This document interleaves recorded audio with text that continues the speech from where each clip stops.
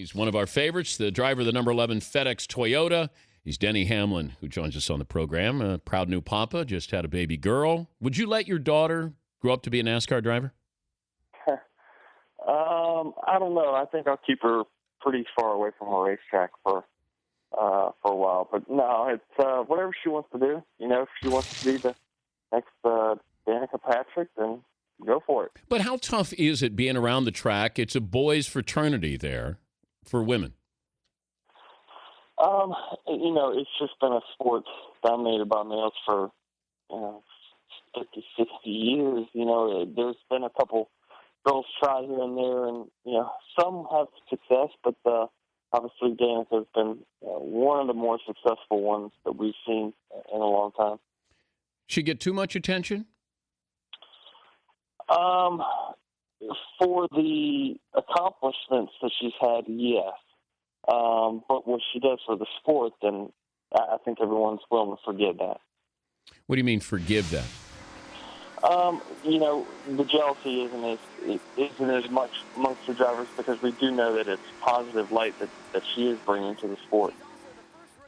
Your relationship with her or interaction? Good. We've talked quite a bit around the racetrack. I've tried to help her at a couple of tracks that we've raced nationwide together. She's an open mind, just kind of sucking up all the information in that she can get. So we've had a good relationship ever since I've known her. What do you think of having your biggest race of the year, the first race of the year? It's different. It's definitely something that, a lot of sports always kind of build into their biggest event of the year. For us, the first one. But the Daytona 500's just got so much, history and everything. It's kind of self-made into our biggest event of the year. So it's be hard to put it anywhere in the year other than our first race because that's where it's been. I like it. I think the build-up is huge. How much luck, how much skill goes into winning at Daytona? That's a $1 million question. I think that skill is definitely a part of it, especially with this new car. Skill will be more of a part of who decides the winner. Luck will determine whether you miss the big wreck or not, because that always happens. There'll be more than likely a 12 to 15 car pileup at some point, yep. And you just hope you're not in it. And if you're not, then your odds of winning that race greatly increase. So I think that right now it's probably going to be about 25% luck. Give us an idea of, your crew chief is talking to you that there's a wreck up ahead. Your spotter is saying, look out for this. How much time do you react? What are you looking for when that happens? And it's going to happen on Sunday. Well, what I look for is what directions are the cars sliding. Are they wrecking, going up to the wall and wrecking? Or are they sliding down the track? It's really, you play all those scenarios out in your mind all the time of where the cars are going to be. And, one of the sad things about Days of Thunder is that it's actually kind of true. You can't see where you're going. You're trying to predict where the cars are at. For us, we're trying to slow down because the caution's coming out. We don't have to drive through it like Cole Trickle did. So we slow down and try to make our way through. But really, that's the toughest part. He's Denny Hamlin, driver of the number 11 FedEx Express Toyota, joining us, Dan Patrick Show.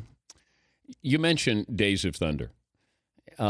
If you were nitpicking there, where would you start, and how long would that list be if a NASCAR driver looking at what Tom Cruise was doing? Quite a bit. Cole's style was a bit erratic at times, but it's great. It was a great movie. Is he a Kyle Busch type? Maybe a little bit. I think you could probably put Kyle as a candidate for one of the leading roles of the next Days of Thunder. Wouldn't be a bad idea. Days of Thunder 2, huh? Yeah, they need to remake it. But if you're looking at, when you saw that movie, how old were you when that came out? Oh, my gosh. I had to be probably 14, 15 years old. And you had already decided you wanted to be a professional driver. Yeah. Oh, yeah, definitely. I was 7 or 8 years old when I said that, this is what I wanted to do for a living. Your first car wreck, did it take place on the track or in just everyday life? It was probably on the track. I was probably, I think, 15 years old. I just got into stock cars and had it was my third or fourth race into the season. Had a pretty bad wreck where it pretty much killed the car completely.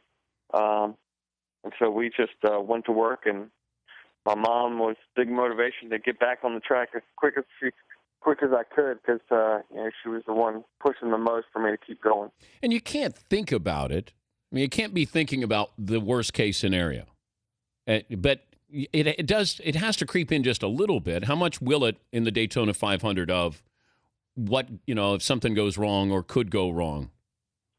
Well, it was really bad back then. When you think about it, from the mid-'90s to the early 2000s, we were losing a driver a year. And with only 43 drivers on the racetrack, your odds of not making it are not good. So really when Dale Earnhardt passed in 2001, that's when safety just became the forefront of NASCAR's focus. And really we've been, knock on wood, a very safe driving series since then. So back then when I was wrecking, it was always in your mind, who do we lose this week? Really it was between Davey Alf and Alan Kowicki happening in the same year, all that. It would definitely you think about it. Safer sport, NASCAR or the NFL? Oh, man. I'd have to say NASCAR is a bit safer. Really, we don't endure the physical contact. Now, it's physically grueling. ESPN did a sports science thing on me last year in the Coke 600. I lost 13.5 pounds of water weight during the course of a 4-hour event. We sustained my heart rate longer than a marathon runner. I pumped more blood through my veins than I burned in fuel in my gas tank. That's because people don't look at you guys as athletes. And I say, if you've ever been around and understood what they do on those days when you're in the car and the engines, and I mean, you're wearing the suits. I mean, that's there's and your life is on the line too. It's not like you're walking 18 holes here, where you put your life on the line there, but you can't think about it. Yeah, I mean, it's 150 to 160 degrees inside that car for 4 hours. I mean, how long can you sit in the hottest sauna you've ever sit in? It's extremely hot. The G-forces and everything. It's like flying a plane, a fighter jet, for 4 hours in 160 degrees worth of temperature. It's very, very hard. How many concussions have you had? I've had one, possibly two.